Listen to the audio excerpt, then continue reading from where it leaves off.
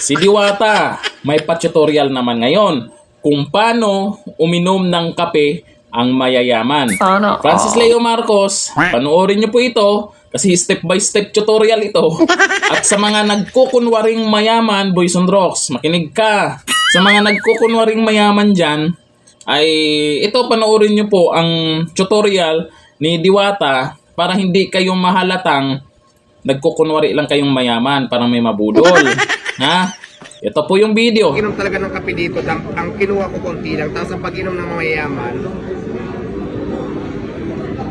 ganyan lang, kailangan mabasa lang dito ha, hindi pwedeng igupin.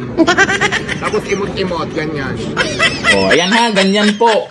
Ganyan ang tamang pamamaraan o ang tamang pagkakape ng mga mayayaman. Hindi po ganito. Okay, ganito yan. O, di ba ang tindi?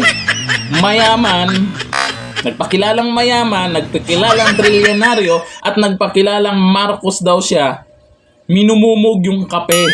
Sana all. Tindi. Ayan ha. Boys and rocks. Sana may natutunan ka po sa tutorial ni Diwata. Kaya subaybayan mo si Diwata palagi kung ano po yung mga susunod niyang tutorial para baka may mga ibang tutorial yan si Diwata. Hindi lang yan sa pagkape. Baka sa susunod ay baka matuto ka dito kay Diwata kung paano yung totoong pagyaman talaga. Hindi yung puro pagkukunwari lang. Yung totoong yaman talaga na hindi yung mayaman lang sa kayabangan. Ha? Kulaong. Mumog pa more. Sana all. Mas mabuti pa ito, yung pagmumog. Mas okay pa yung Sundrox minumog mo. Kaysa yung kape. Malay mo sa Sundrox ay puputi yung budhi mo. Sana all. Diba? Ang ginawa mo kasi sa Sundrox, diba? Ang ginawa mo daw sa Sundrox, ininom mo. Eh, wag ganun. Hindi iniinom yung Sundrox, tapos may paiyak-iyak ka pang nalalaman. Eh, yun ang imumog mo.